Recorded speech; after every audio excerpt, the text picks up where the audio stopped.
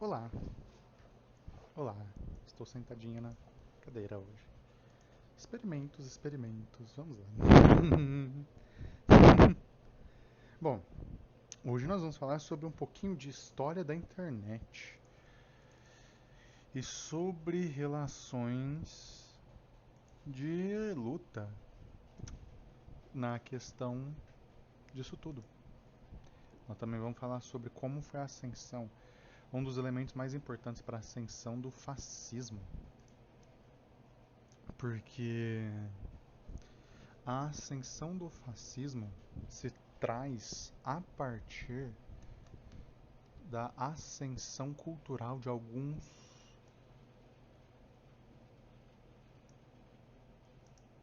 alguns elementos. Nós temos que entender o que acontece quando essas relações se formam. Bom, existe um evento que aconteceu há algum tempo, 2014, para ser mais específica. E esse evento é muito curioso porque ele é um evento, um dos eventos pivotais da ascensão da extrema-direita do fascismo. Ele é um dos eventos centrais da ascensão da extrema-direita e do fascismo no mundo. Não só nos Estados Unidos, não só no Brasil. Ao ponto de que sem esse evento não existe elementos como o MBL, por exemplo. Hum. Oi, Sovi. Vamos lá. Não existem eventos como o MBL. Mas vamos lá. Qual evento é esse que tipo é tão importante que literalmente esse evento não existe? Esse evento causa literalmente a ascensão da extrema direita. Gamergate. Bom, o Gamergate é um evento muito importante. E parece bobo. O que eu vou falar parece bobo, mas o Gamergate é um dos eventos mais importantes da política internacional dos últimos 10 anos. Não é o mais, mas tá lá em cima.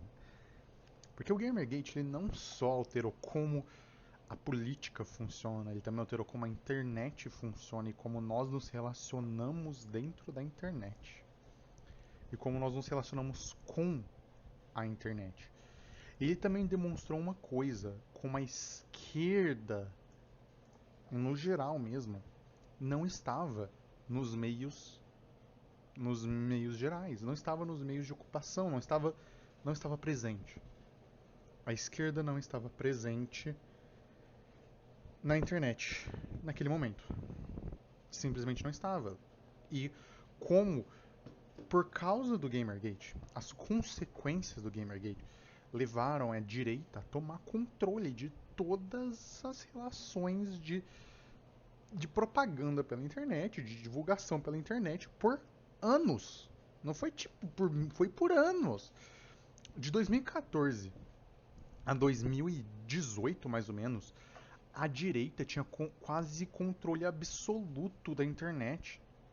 Tinha quase uma forma absoluta da internet. Uhum. E o pessoal tinha forma quase um controle quase devastador por esses anos que se formaram. Então, vamos lá. O que é o Gamergate? Vamos pegar aqui, ó. O Gamergate foi uma campanha organizada de assédio, misoginia e reação da direita política ao feminismo, diversidade e progressismo na cultura dos videogames. Foi conduzido primeiro através da hashtag Gamergate, de 2014 2015. Começando em agosto de 2014, o Gamergate teve como alvo mulheres da indústria do videogame, principalmente a crítica de mídia feminista Anita Sarkeesian. Isso aqui é importante, tá? A Anita Sarkeesian é um dos... A Anita Sarkeesian, sem zoeira, ela é uma liberal. Ela sempre foi uma liberal. Mas a Anita Sarkeesian ela foi o alvo de uma campanha de assédio e ataques que literalmente... Uma campanha de assédio e ataques que literalmente devastou a vida dela e de várias pessoas, literalmente, pessoas perderam empregos. O Gamergate foi uma bagunça, foi uma desgraça o Gamergate. E também teve a Zoe Quinn e Brianna Wu, que foram também desenvolvedoras, que também foram atacadas. E tudo, teve tudo, sabe? O Gamergate, tudo aconteceu nisso. Mas o que começou o Gamergate? O que começou essa bagunça? O que começou esse rolê? Em 2014, foi aprovada uma distribuição de um jogo chamado Depression Crash por Anita Sarkeesian. E esse jogo causou uma reação muito violenta. Porque esse jogo era indie e ela recebeu uma boa aprovação na revista Kotaku. Porque o jogo, basicamente, recebeu uma boa nota. Ele foi bem. E o jogo tinha temas, na época, que eram considerados progressistas, sobre depressão, sobre saúde mental, sobre tudo. Não era um jogo horrível, era um jogo. Só que foi vendido, na época, como uma relação de que a indústria, como o Gamergate foi literalmente vendido como... O gate, na cultura americana, significa um escândalo. Como um escândalo da indústria dos videogames, onde a Anita Sarkeesian... Eles literalmente inventaram isso, tá? Onde a Anita Sarkeesian comprou as boas reviews do Kotaku com sexo. Uma das acusações foi essa, que a Anita Sarkeesian, ela comprou com sexo as aprovações da revista. E tudo isso aconteceu rápido e a cultura da internet se move rápido, tá? Para vocês terem uma ideia, o Gamergate levou a ascensão de pessoas como Steve Bannon, como, por exemplo, o MBL não teria ascendido no Brasil sem o Gamergate ter acontecido anos antes, não teria. Tipo, o MBL começou a ascensão em 2014. E a política de motivação do Gamergate literalmente pautou as motivações do MBL.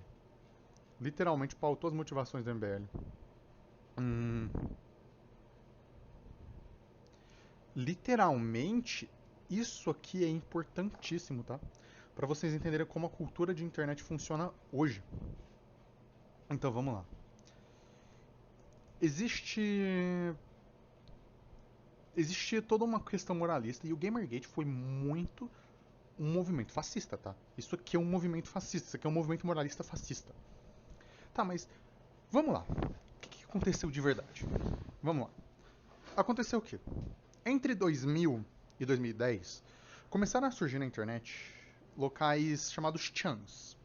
Chans eram fóruns na internet que não tinham moderação, que não tinham praticamente nenhuma organização, mas eram fóruns que eram organizados de forma anônima, sem moderação, e que qualquer um podia acessar a qualquer momento e postar qualquer coisa. Os chans começaram a surgir e a ascender nos anos 90, tá? Uma coisa... Só que os chans começaram a crescer mesmo a partir dos anos 2000. Começaram a ter uma grande aprovação. E aí, com a ascensão dos chans, também aconteceram a ascensão de outras coisas. Fóruns de imagens e fóruns de cluster. Os fóruns de cluster eram... O que era um fórum de cluster?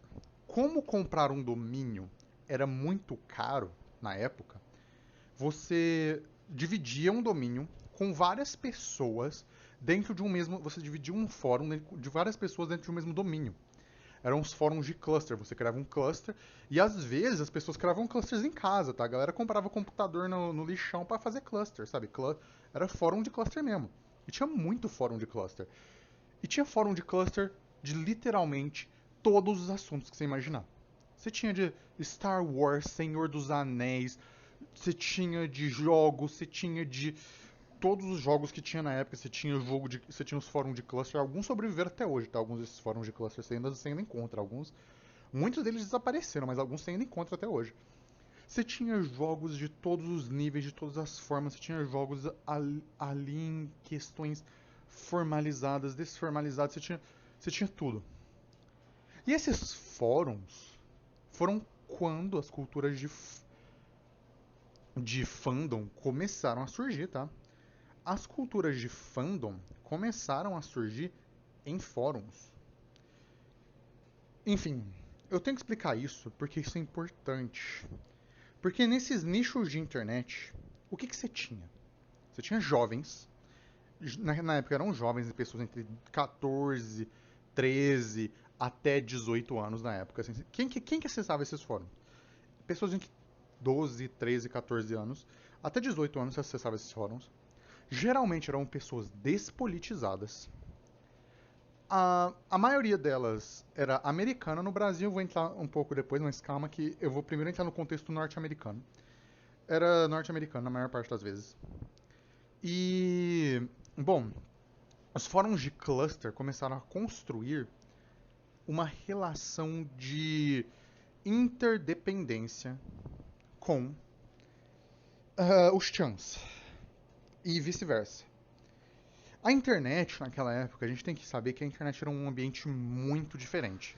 A internet não era como ela era hoje. A internet não era basicamente não era um ambiente corporativo. A internet era muito mais aberta. E tinha muito mais gente na internet. E tinha. Não tinha mais gente, tinha muito mais abertura na internet. E tinha muito mais formas de você construir a internet. A internet não era o Facebook, YouTube e Google. Não, não, não. Para você ter uma ideia, os fóruns de cluster, eles nem apareciam no Google. Muitas vezes você tinha que achar o link do fórum que você queria dentro de uma thread de um outro site. Então, a internet era muito mais mato. Vamos dizer que a internet era muito mais mato. Não tinha grandes corporações, não tinha grandes formas, tipo, a Meta não tinha... O Facebook nem era uma coisa ainda, o Facebook nem existia. Instagram era um mito, sabe? Instagram não...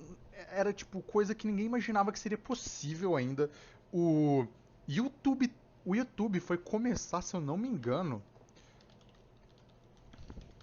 2008, 2007, 2008. 2005, o YouTube foi começar em 2005. O YouTube começou em 2005. A gente tá falando de uma internet tão primária, tão antiga, que nós era quase alien.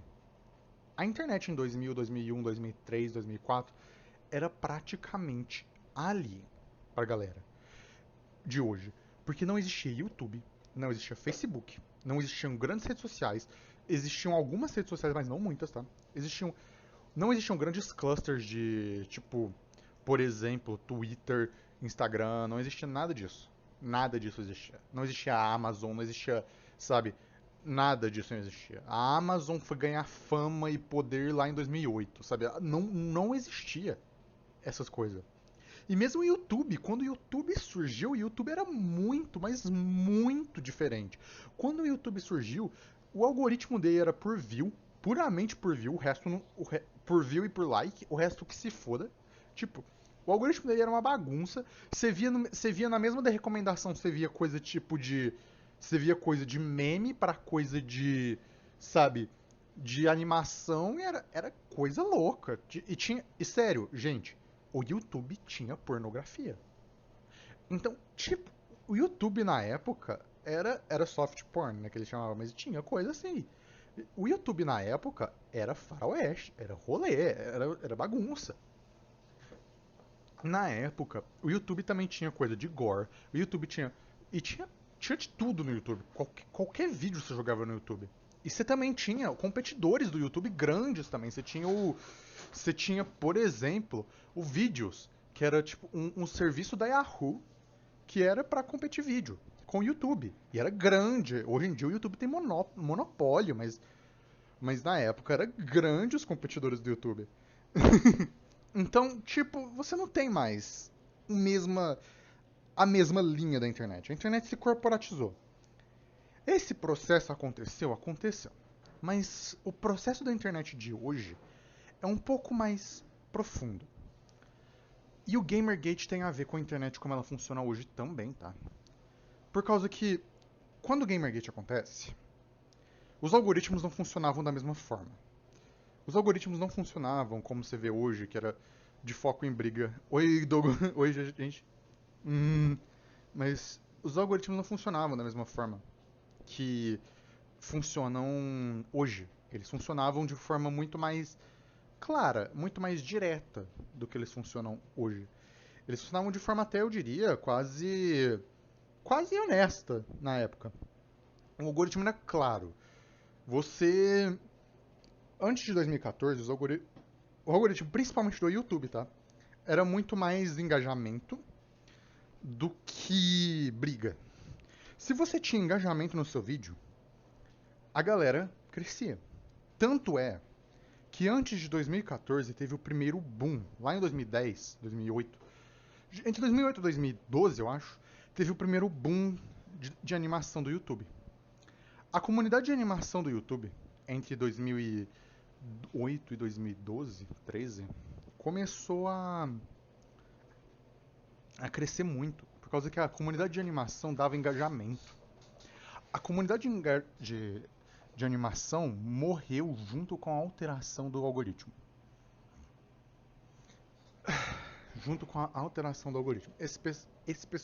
Por causa que, literalmente, é o que eles falam, matou a comunidade de animação. Literalmente matou.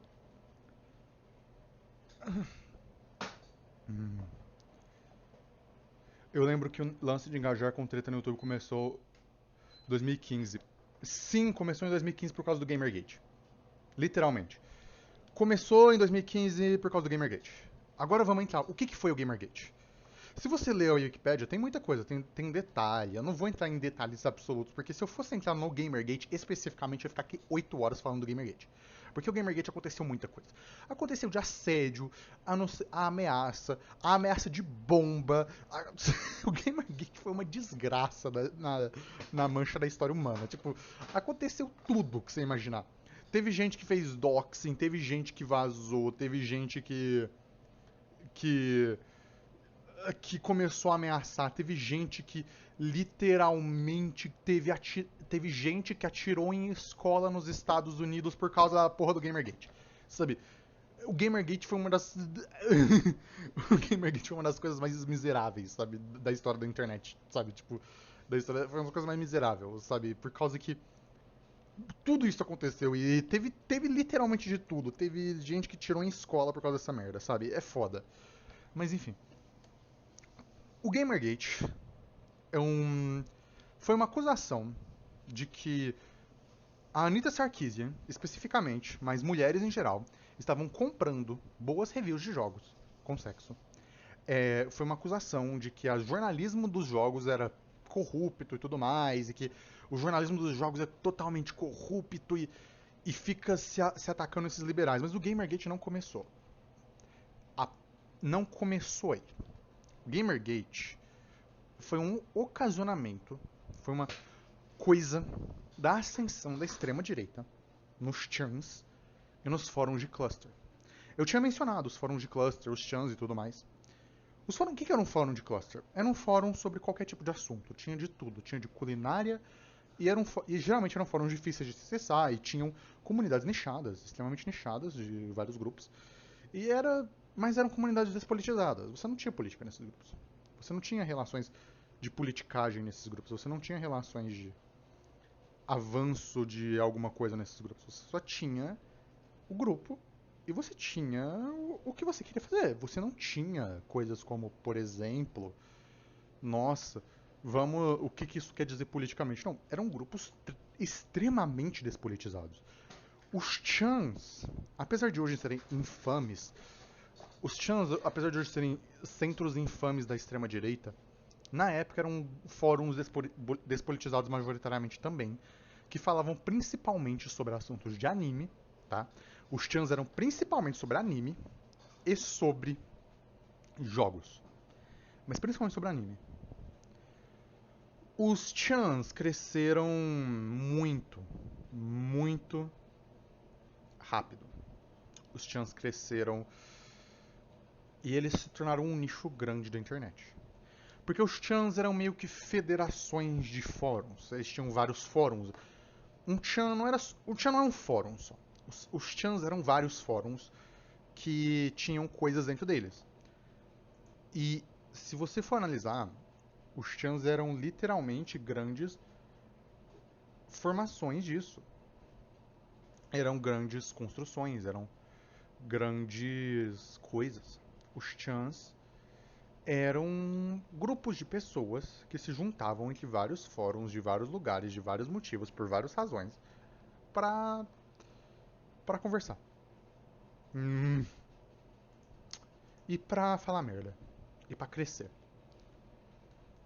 Começaram então um grupo grande de teorias da conspiração de que a Anita Sarkeesian estava manipulando a indústria dos jogos para ganhar dinheiro e tudo mais. E começaram um bando de coisas. Se você for ler, tipo, acusaram a Zoe Quinn, que também tinha um relacionamento antiético com o jornalista de videogame Nathan Grayson.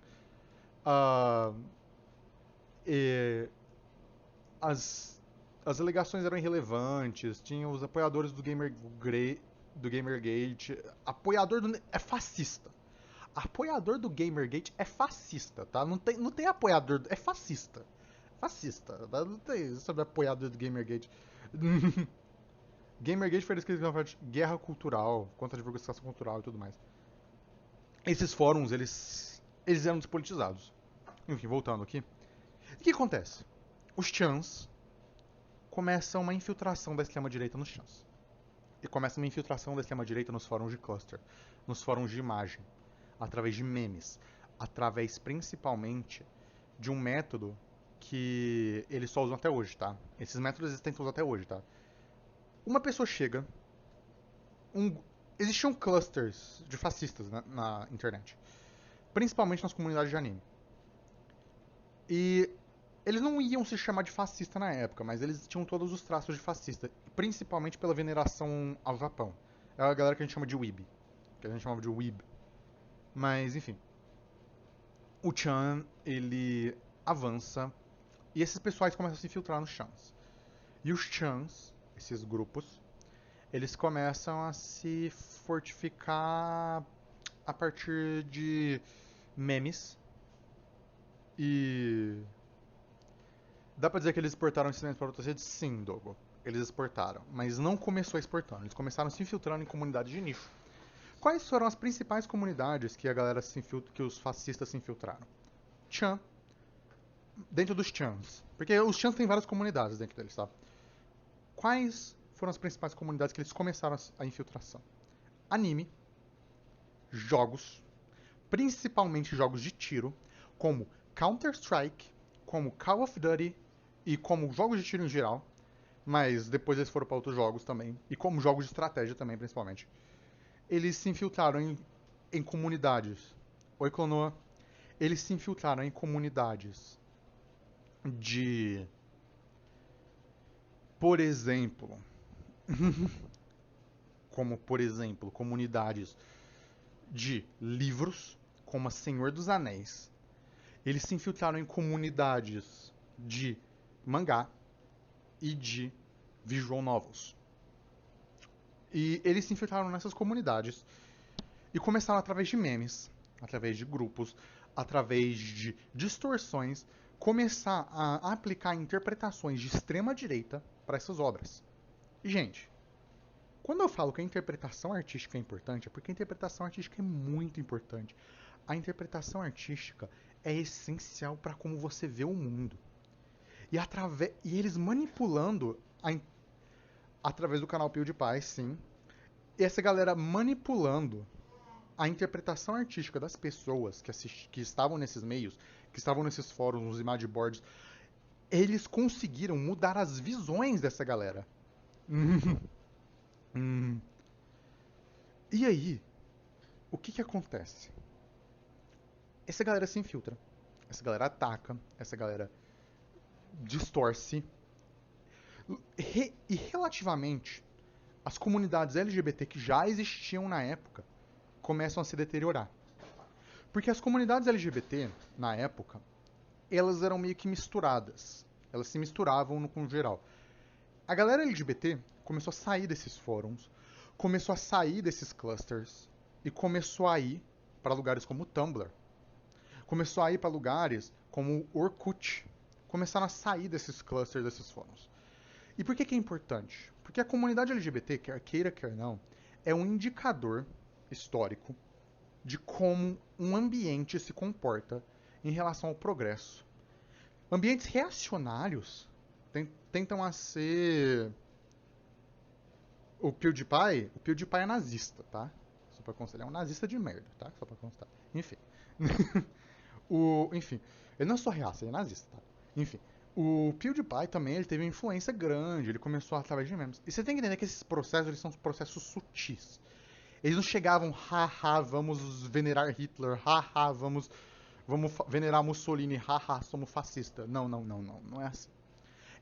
Eles se infiltravam e faziam piadas, e piadas que eram de mau gosto, mas não eram vistas na época como explicitamente ruins.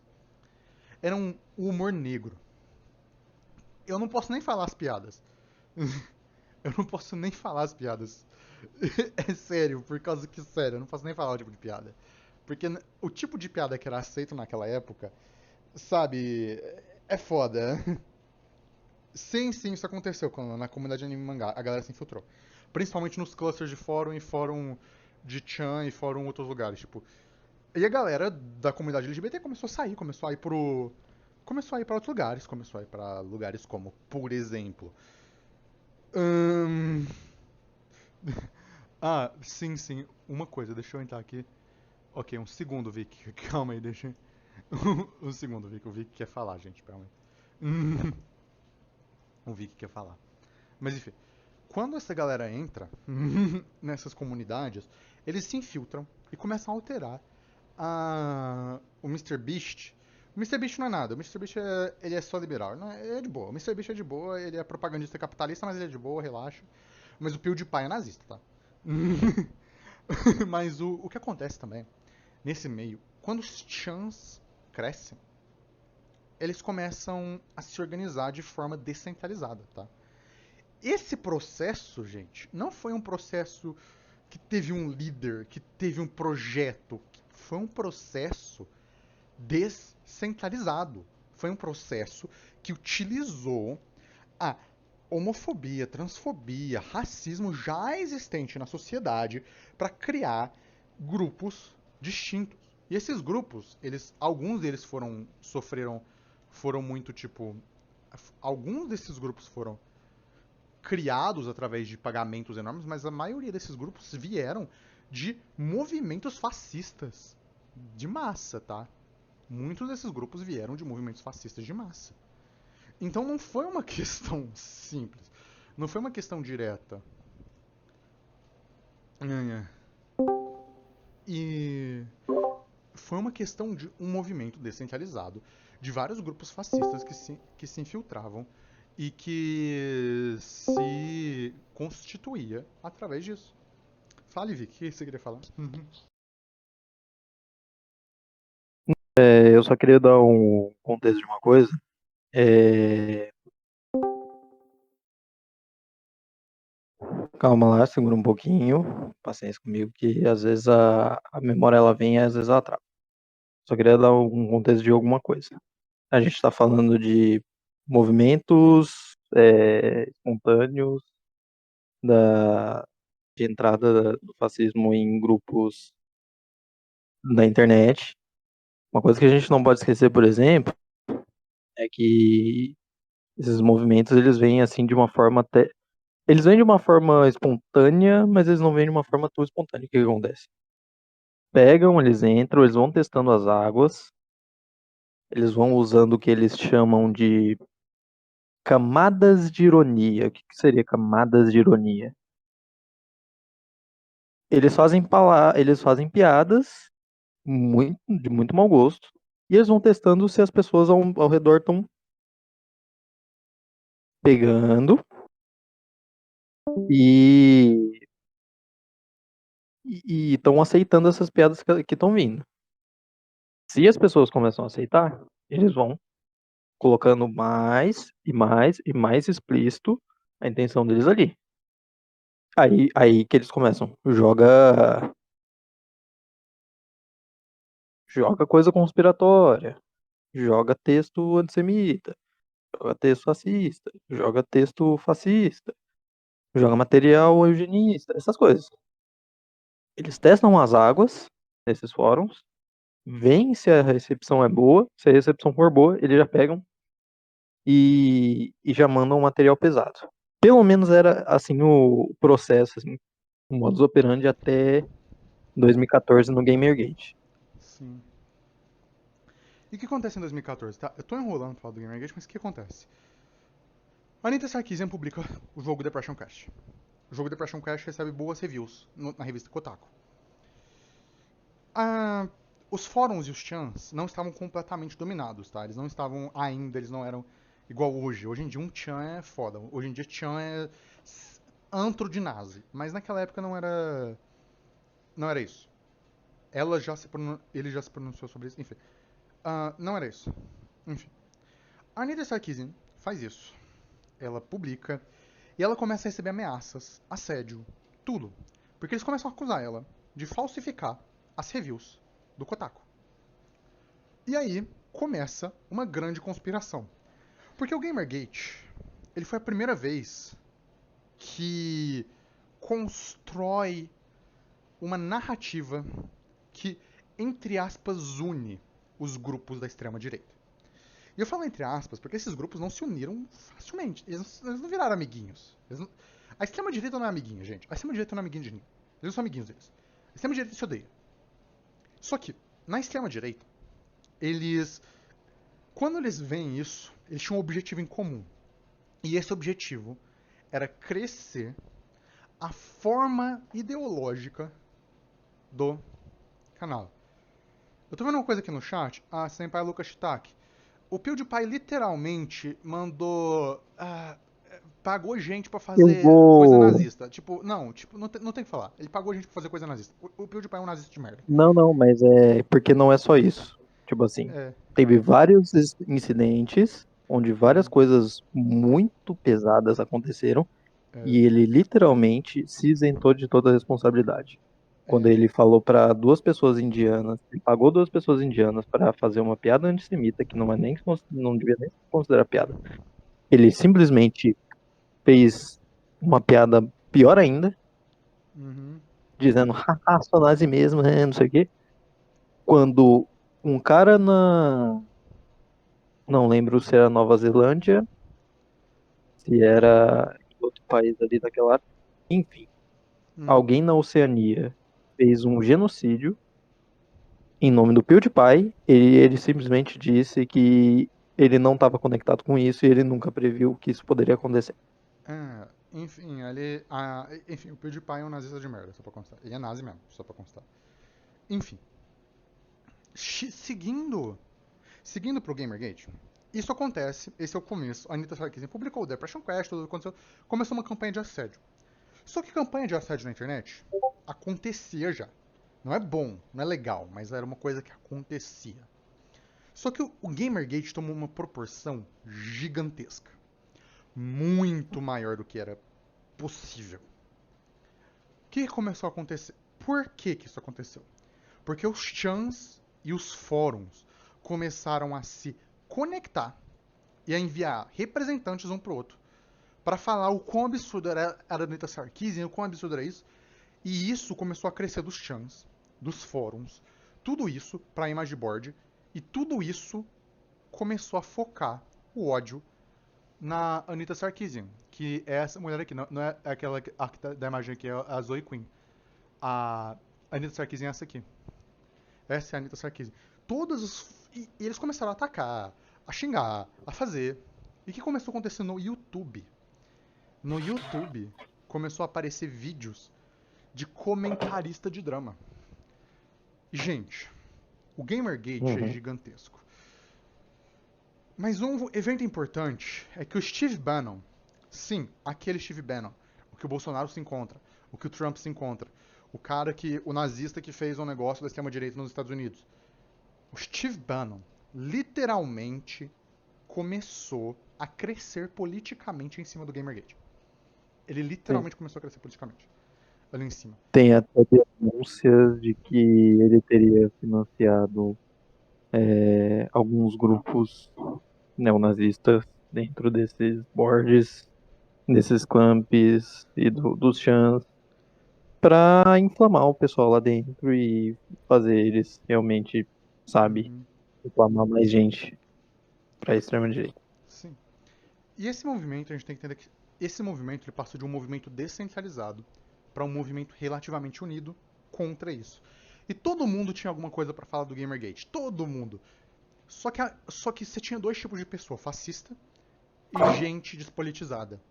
Você tinha esses dois tipos de gente que falava sobre o Gamergate: fascista e gente despolitizada. Ah, e você tinha. Só que a galera despolitizada, eles não tinham a linguagem ou a formação para combater o Gamergate. Mesmo a galera que estava contra o Gamergate. E a galera liberal, naquela época, eles não tinham a linguagem da internet. Porque eu vou falar uma coisa agora. A internet move rápido. A linguagem da internet se move rápido. Formas Uhum. diferentes se movem rápido. Linguagem, formas de falar, imagens, memes se movem rápido. Se uma coisa que era considerada nazista que os nazistas estavam usando há um ano atrás, ele já não usa mais. Porque eles se movem rápido. A linguagem move muito rápido na internet. Tudo muda. E se move. E a galera. E o que aconteceu também foi uma inadequação da mídia liberal em lidar com. Porque a mídia liberal não estava do lado do Gamergate, tá? A mídia liberal não gostou do Gamergate. Porque era uma campanha de assédio. Só que a mídia liberal não tendo a linguagem ou a velocidade de lidar com a mudança de linguagem, com a mudança de argumento, com os níveis de ironia, com tudo que aconteceu na cultura ali, ela não conseguiu lidar com o Gamergate. E a mídia liberal falhou em parar o Gamergate, porque a mídia liberal tentou parar o Gamergate, tá? Eles tentaram parar. Por causa que a. E o que aconteceu? Gamergate acontece.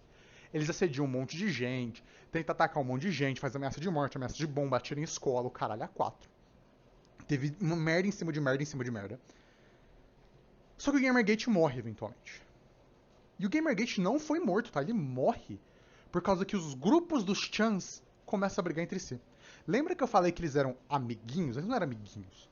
Eles estavam unidos nisso, só que esses grupos de Chan começam a brigar entre si. Eles começam a brigar entre si, eles começam. Porque depois. Por causa que depois de um tempo, como ele estava. A Anita Sarkeesian, ela sai da vida pública, ela literalmente apaga as redes sociais, ela tipo, se afasta. A Zoe Quinn. A Zoe Quinn literalmente. A Zoe Quinn literalmente faz um rolê. Ela tenta. A galera que tá envolvida, ela sai, ela se afasta e tudo mais. Mas a galera do Chan continua atacando. Só que o seguinte, essa galera começa a brigar entre si. A galera que tava no YouTube, os de extrema direita do YouTube, tipo o Armored Critic, Shuon Head, aqueles filhos da puta, tipo, eles começam a brigar entre si. Por causa que os setores ideológicos da extrema direita ali não eram os mesmos. Você tinha fascista, você tinha nazista, você tinha neocon, você tinha um liberal de direita, você tinha liberal. Você tinha liberal, não Você sei o tinha um que. libertário que Você tinha não libertário. necessariamente É, concordava com os outros dois, mas assim, nesse assunto eles se eles. convergiam.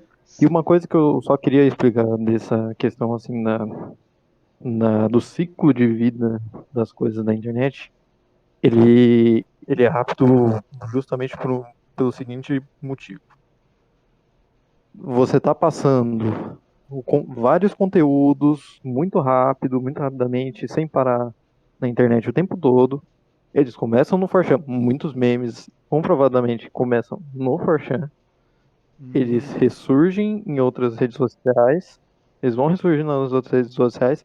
O 4chan começa a ver que eles ressurgem nas redes sociais num movimento de, de tentar se colocar como, sabe, exclusivo, num movimento exclusivista.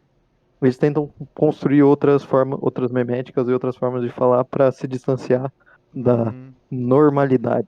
Entre Sim. muitas aspas. E aí eles se afastam.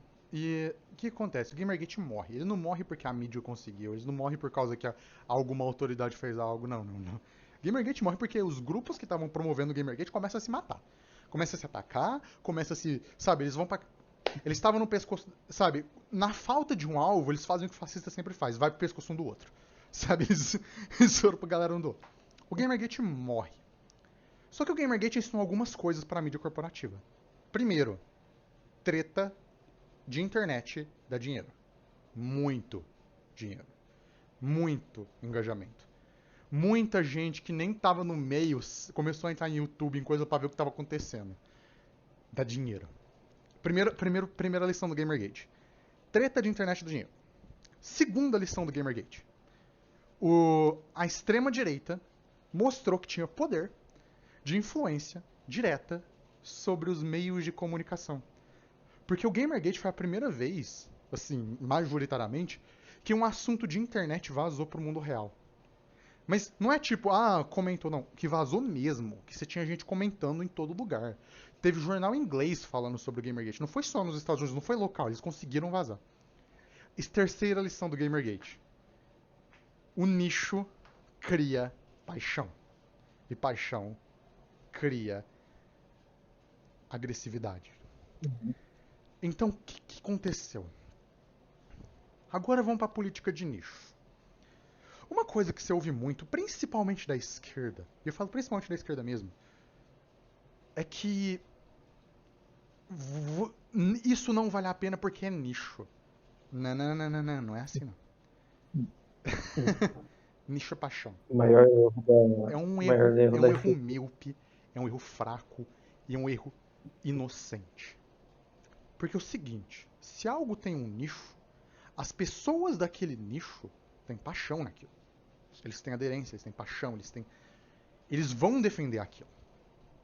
E se as pessoas daquele nicho têm paixão por aquilo, se as pessoas daquele nicho têm vontade daquilo, e se são pessoas despolitizadas, que não têm força política nelas, que elas não têm atividade política, não têm nem ideologia, aquilo é um campo fértil para qualquer ideologia, mas principalmente da extrema-direita. Porque a extrema-direita distorce esses nichos muito fácil. Eles pegam Sim. mangá, arte, literatura, tudo, e distorcem pra Até narrativa da MMA. extrema-direita. Eles narrativa de extrema-direita. Eles distorcem. E quando eles distorcem essa narrativa, eles criam uma nova narrativa.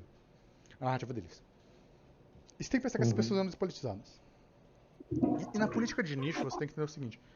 Esses esforços foram descentralizados. Não tinha uma grande corporação de extrema direita financiando. Não tinha um grupo financiando. Não tinham grupos financiando, mas esses grupos muitas vezes não eram os mesmos. Por exemplo, existe a teoria de que a radicalização dos chans para extrema direita começou na Europa Oriental, através de movimentos fascistas da Europa Oriental. Não foi um movimento fascista único que chegou. Foram vários que começaram a encontrar esse terreno fértil. Eles começaram a encontrar esse terreno fértil e eles começaram a crescer nesses terrenos férteis. E quando um grupo cresceu nesse terreno fértil, outros começaram a entrar. Por mais que o movimento tenha sido feito de astroturfing, por mais que a galera tenha financiado, essa galera que financiou veio depois. A galera, os grupos fascistas que já existiam, começaram a independentemente entrar nesses meios. Era um movimento Sim. descentralizado e quase totalmente independente, apesar de ter vários astroturfing também. Esses movimentos começaram a crescer muito, muito rápido.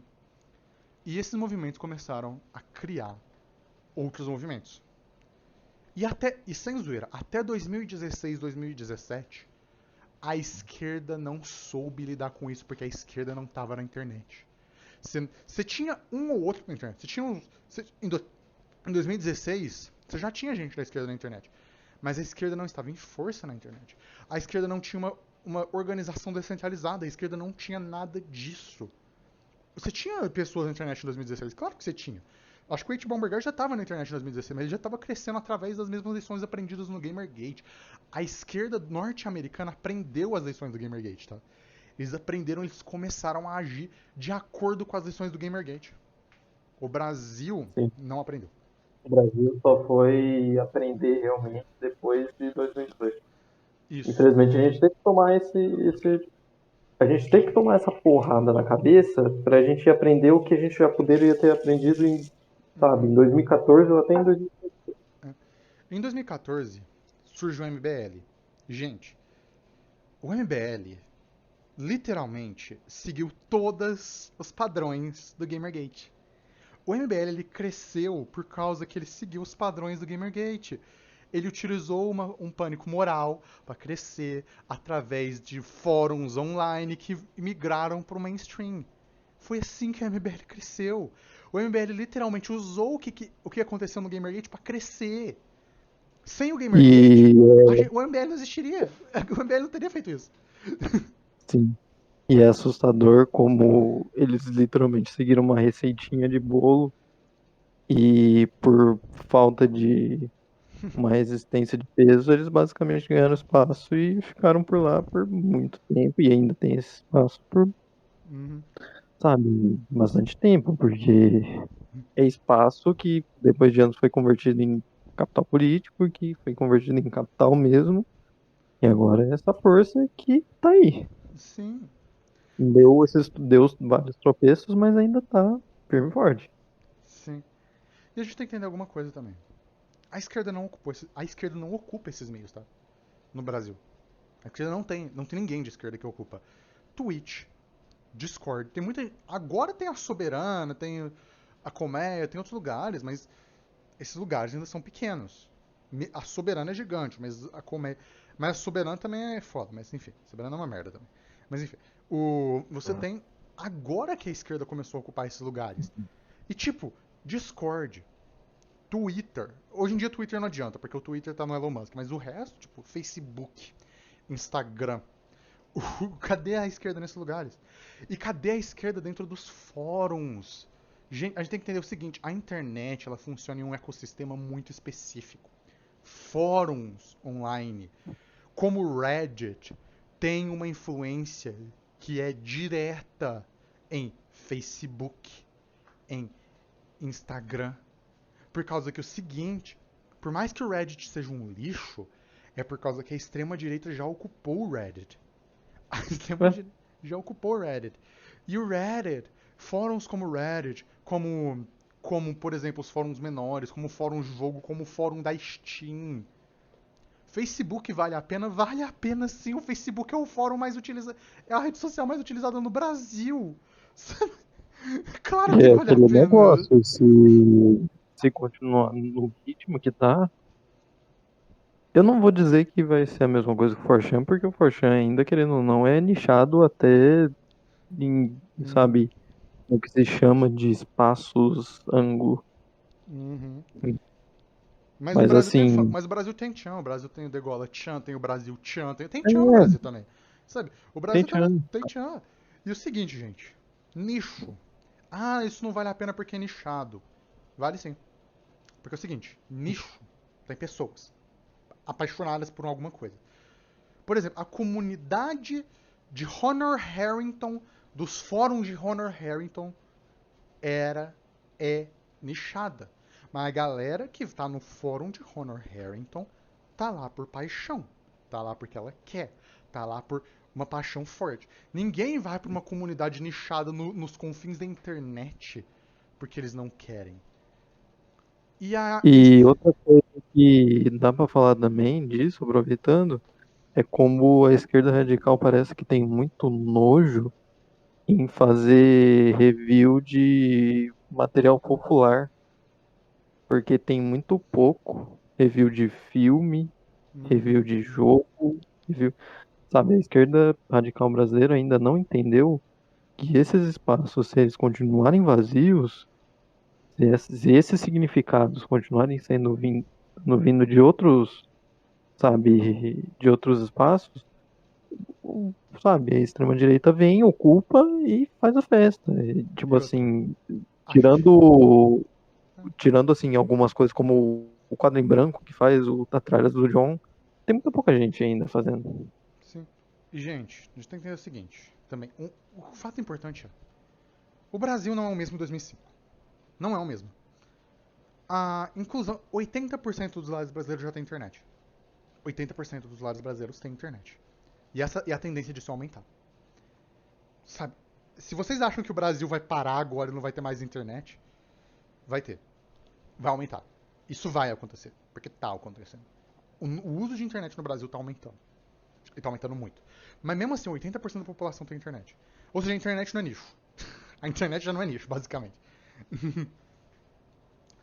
Outra coisa. Gente, se vocês acham que a pessoa pobre não joga videogame, vocês estão errados. Vocês estão muito errados. Se você acha que o moleque que da favela não joga videogame, vocês estão errados, tá? Porque joga. Eles querem jogar videogame. Porque é uma visão quase romantizada de que tipo, não, mas o filho da empregada não vai ter videogame. Tem um pirata. Vai. Tem um pirata. Tem um PS2 de 15 anos atrás meio que ainda roda. Tem. E ainda assim, se não tiver, ele vai ter um computadorzinho dele.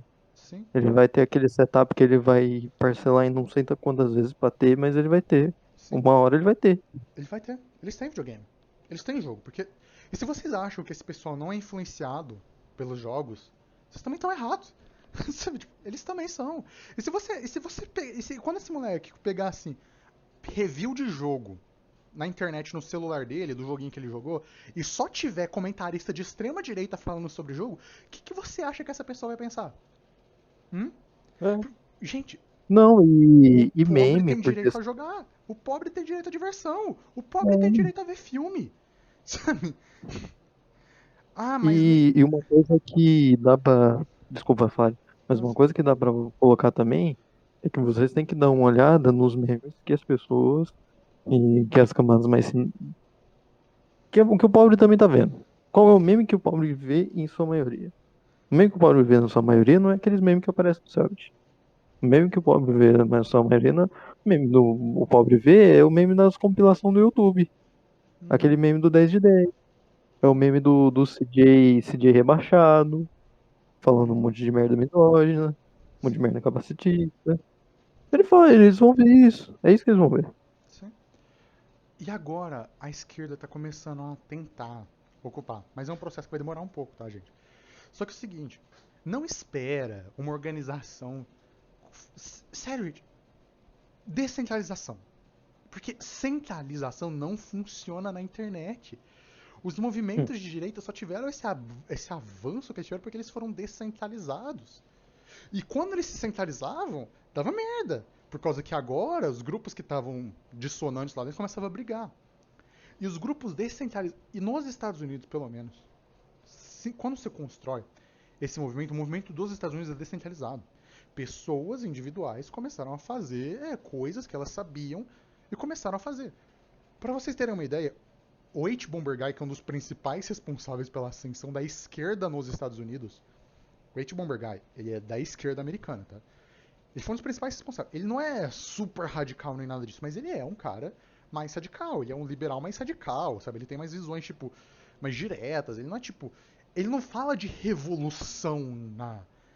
Hoje em dia já tem gente falando de revolução no YouTube, nos Estados Unidos.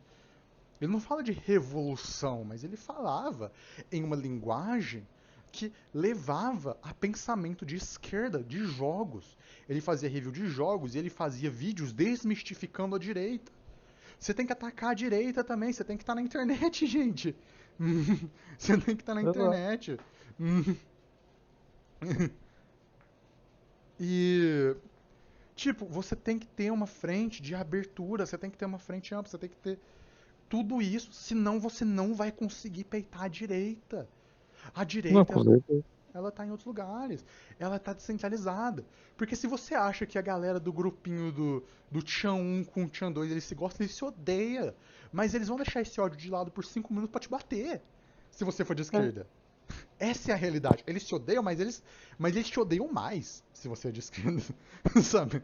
não, porque assim, a ideia aqui não é que eles vão se unir assim, em torno de manter uma coisa. Não, a ideia é que, tipo assim, tem ideias centrais que estão unindo eles contra um inimigo em específico, que é a gente, e esse inimigo específico vai fazer eles olharem, deixarem de olhar um pro outro e focarem em nós. Uhum. Pra gente se organizar, a ideia que a gente tem que fazer é exatamente isso. É olhar Uhum. para eles, ver o que está sendo posto, colocar nossas ideias centrais na frente e agir em torno dessas ideias. Se a gente tá organizado junto na internet, ou se a gente tá se concordando em tudo, se a gente. Pô, não importa. O importante é colocar essas ideias centrais à frente e disputar o espaço. Sim, Porque se não disputar o espaço, fodeu. sim, Aí eles dançam mesmo. Aí eles faz valsa assim em cima da cabeça da gente, foda. sim. Isso é verdade, assim, Vic. Isso também tem a questão que, quando você olha pra direita, como é que ela age, a esquerda, ela tem isso. E a ideia é tipo, não, mas esse espaço é nichado, não vamos focar nisso. Tá, mas você não foca, que tal outra pessoa focar? Você precisa ter alguém, você tem gente, alguém tem que focar nisso. E a pessoa precisa ter autonomia suficiente. Gente, é uma necessidade de organização descentralizada hoje em dia. Por... Isso aqui nem é uma crítica grande. Organização centralista não funciona na internet. Não funciona na internet. Pode funcionar. Né? Se funciona ou não em outros lugares, no mundo real, assim, se funciona. Aí é outro rolê. Mas na internet não funciona. Nunca funcionou. Nunca vai funcionar. Porque a internet ela é um ecossistema descentralizado demais. É um ecossistema fragmentário. Não, mas tem Facebook, Instagram, tem um monopólio, mas as coisas que vão para esse monopólio vêm de um sistema fragmentário. Os memes que estão no Facebook estavam 2 semanas antes no Reddit, estavam uma semana antes em fórum. Sabe? Se vocês acham que não tava, tava sim. O meme que Tá, você tá. vê no Facebook tá tipo 3 semanas atrasado de. Essa galera faz o meme em um fórum aleatório. Aí esse meme vai pro Reddit. Aí do Reddit esse meme vai pro Facebook. Vai pro Instagram. Vai pro É, geral. O sistema da internet é fragmentário. É quebrado. É, é insular. E muitas vezes esses fóruns nem concordam, eles nem conversam entre si. Muitas vezes esses fóruns só estão lá.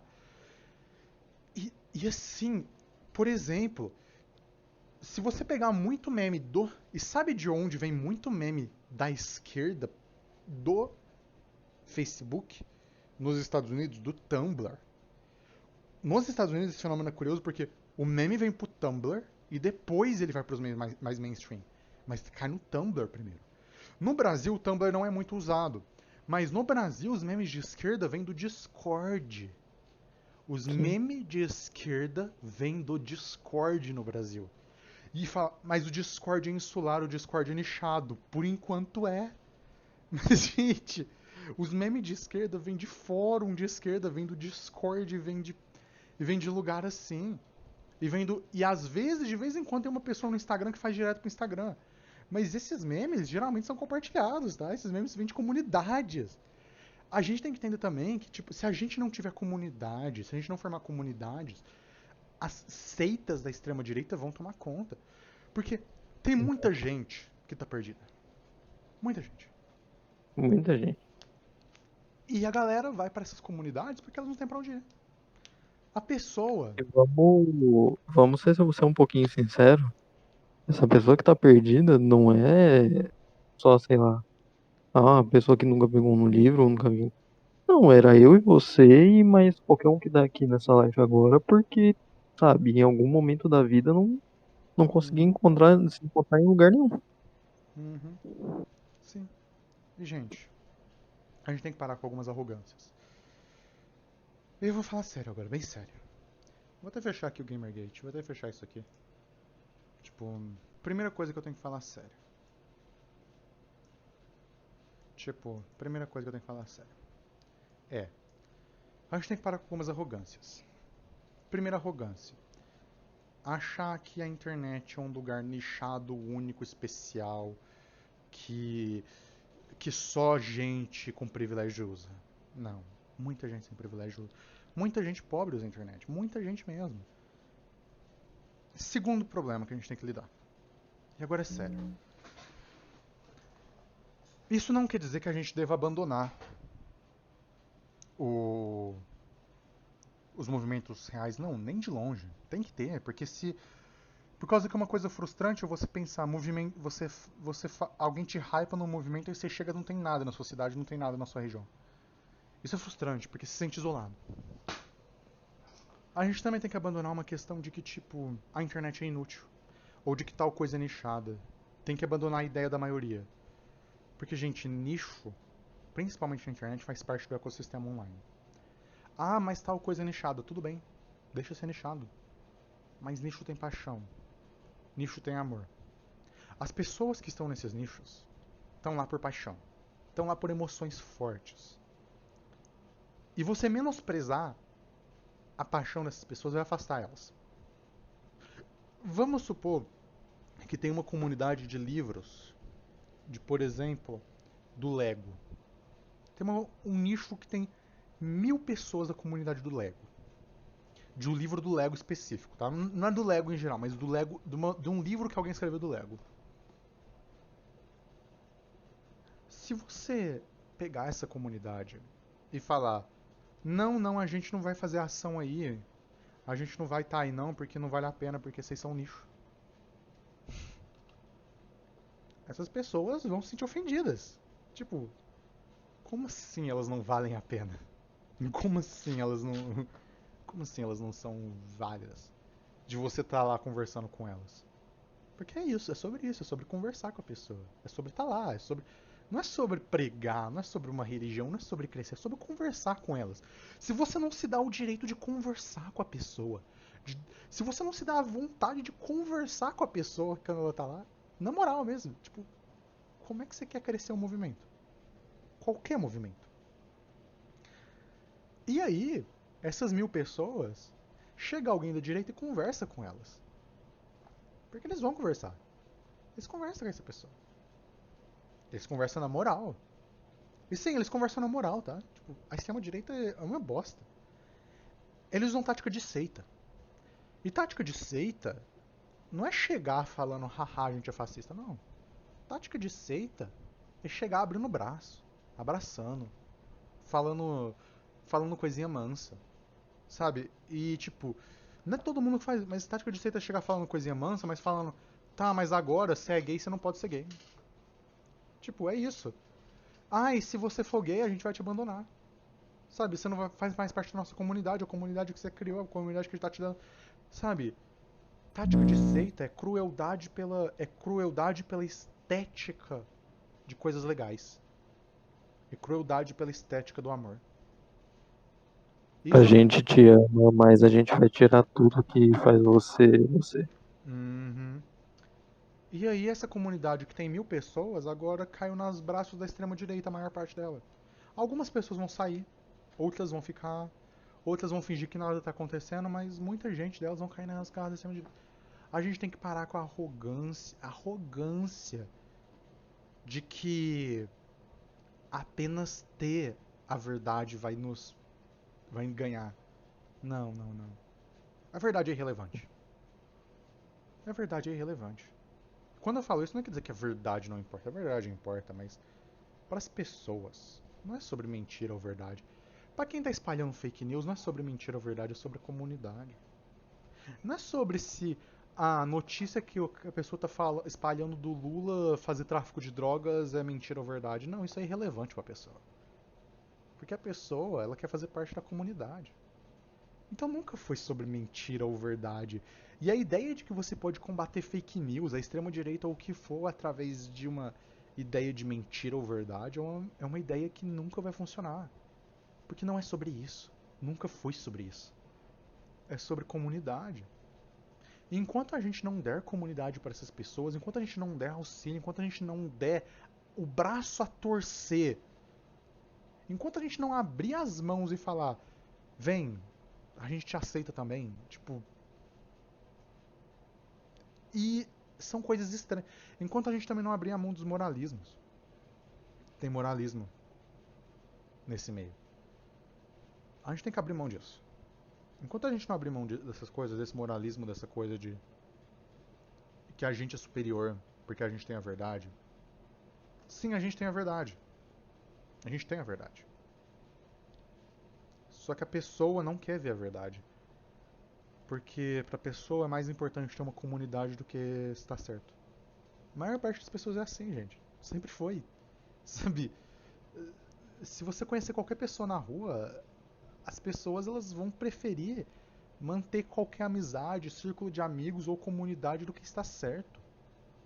Está certo para essas pessoas, em nível emocional, eu estou falando. Não estou falando em nível físico, eu não estou falando que quem está certo ou errado, não é isso. Eu estou falando em nível emocional. Quem está certo ou errado é irrelevante. Para seres humanos é irrelevante quem está certo ou errado. Para a pessoa que está no dia a dia, quem provém para ela, quem tá lá quando ela precisa, quem faz as coisas, quem tem comunidade é mais importante. Quem tem auxílio é mais importante. E eu falo mais importante mesmo. Porque enquanto você não der essas coisas, enquanto você não fornecer essas coisas para mais pessoas, enquanto você não abrir a possibilidade de crítica dentro do seu próprio movimento, e eu falo qualquer movimento, você tem que criticar o seu próprio movimento, as suas próprias ortodoxias.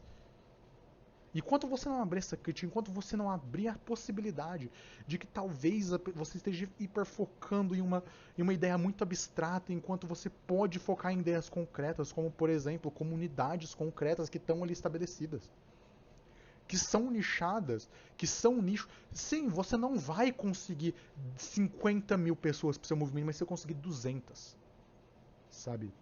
E ter 200 pessoas fiéis ao movimento que está com elas, e ter 200 pessoas fiéis que não vão ser necessariamente do seu movimento, mas que estão simpatéticas, que têm uma visão ideológica mais próxima do seu movimento. Enquanto você não abrir isso, como você quer construir um movimento revolucionário? Sendo que a visão revolucionária sua é sobre quem está certo ou errado. Certo e errado, tudo bem. Sim, tá errado. A extrema-direita tá errada. É claro que ela tá errada. Ela tá errada. Ela mente, ela distorce, ela cria, ela machuca, ela é cruel. É claro que ela é tudo isso. Mas como é que você aproxima as pessoas que não sabem o que está acontecendo? Tudo que eu falei aqui é uma visão de pessoas que estão na internet há muito tempo. São pessoas que viram isso acontecer. Eu vi o Gamergate, eu tava lá, eu vi o Gamergate acontecer. Sabe? Eu acompanhei. Eu vi as pessoas do Gamergate ir para lugares diferentes. Eu vi essas pessoas virarem filhas da puta diferentes. Eu vi a Shuon Red fingir que ela é socialista. A desgraçada. Eu via, sabe? Eu vi o MBL crescendo na mesma tática do Gamergate, usando as mesmas relações do Gamergate. Eu vi o bolsonarismo crescendo com a mesma relação do Gamergate, utilizando o pânico moral. As estratégias que eles desenvolveram no Gamergate, que foram testadas e desenvolvidas no Gamergate, foram utilizadas pelo MBL e pelo bolsonarismo. E pelo Trump. E pela ascensão da. Isso pode parecer muito limpo, mas a extrema-direita testou uma tática de propaganda e funcionou. Por que a gente tem que ser imune a coisas que funcionam? A internet está aqui, a internet é um meio de espalhar ideias, de crescer. A internet não vai trazer a revolução por si só, é claro que não. Não vai ter uma revolta, não vai ter. A internet não vai trazer. Tipo, você não vai eleger o senhor socialista revolucionário e ele vai trazer a reforma por causa da internet. Você não vai fazer isso pela internet. Você não. A internet por si só não vai, mas a internet vai informar, vai mudar as pessoas. E as pessoas tendo a ideia possível delas é importante. Você não vai ter um movimento seu, mas você vai ter vários movimentos. E tá tudo bem. Por que tem que ser tudo centralizado? Por que tem que ser todo PCB, PC do BPC não sendo o caralho A4? Por que tem que ser? Por que tem que ser soberana? Por que você não pode ter vários movimentos na internet? Por que você não pode ter vários grupos e comunidades diferentes na internet que são de esquerda, que têm tendências de esquerda e que agem independentemente? Por causa que tem que ser centralizado, né? Tem que ser você. Tem que ser você, não é? Você é a pessoa certa. E eu só faço um adendo aqui e a gente pensar que a gente tá literalmente do lado com a maior desvantagem e que a melhor forma de se aproximar disso é com táticas de guerrilha, ou seja, guerra velada que se arrasta e que não é direta. Se você centraliza todo o seu material físico de pessoas num lugar só, é muito mais fácil de bombear isso. Uhum. Não é isso? Você é a pessoa certa, não é? Você tá do lado certo da história, não tá? Não é isso que você tá? Você tá do lado certo da história, não é? Logo você, a pessoa do lado certo da história, é a pessoa que vai guiar as massas, não é isso? Porque é isso que parece. Muitas vezes quando você vê essas pessoas falando, o movimento centralista não vai funcionar na internet.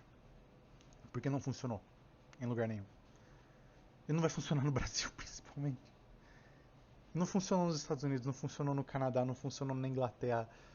A esquerda só começou a crescer mesmo nos Estados Unidos e na Inglaterra. E começou a crescer no Brasil quando tiver um movimento descentralizado na internet. Um movimento difuso. Que possa fazer ação direta e clara. E que possa distribuir as ideias que a gente está apresentando de forma aberta e comunal. E não apenas quem está certo ou errado. Porque sim, tem pessoas certas e pessoas erradas, é claro. Mas não é sobre isso. Nunca foi. A gente tem que pensar sobre o que faz as pessoas se moverem. E o que faz as pessoas se moverem nunca foi quem está certo ou errado. O que faz as pessoas se moverem é simplesmente aonde elas estão. E por que elas estão. E quando elas estão. E por que elas estão ali. E por que elas querem aquilo. E quando elas querem aquilo. E como elas querem aquilo. No fim das contas, quem se move por causa da comunidade, do que eles querem proteger, do que eles querem ter. Não por causa só de coisas abstratas posicionadas em um vídeo do YouTube, não, não, não. Você tem que conversar com as pessoas. E você tem que conversar com as pessoas de forma direta, no que elas gostam. Um jovem pode não ser persuadido pelo argumento do Marx, mas se você organizar o argumento do Marx como uma crítica a um videogame, por exemplo, você pode persuadir a pessoa. Porque a pessoa gosta do videogame. E a arte muda como a gente pensa. E como eu disse, não vamos deixar a extrema-direita ter arte. Não vamos deixar ela ter arte. E não só a arte clássica, não só a arte, a alta arte, não só a arte abstrata, toda a arte. O filme da Marvel, o filme da DC, o joguinho famoso, não vamos deixar a direita ter isso. Não vamos deixar a direita ter música, não vamos deixar a direita ter poesia, não vamos deixar a direita ter literatura. Não vamos dar isso para esses fascistas de merda. Alguém tem alguma pergunta, alguma frase, alguma coisa a falar? A última coisa, eu prometo, vai ser a última vez que eu vou te interromper. Minha desculpa aí. Mas eu só queria dizer assim que a gente não precisa também estar no protagonismo dessas ideias. Uhum. Se por meios liberais, se liberal ainda estiver usando as nossas ideias, a gente ainda venceu. É só isso que eu tenho a dizer. Sim. Valeu, gente. Até mais. Até mais, até mais.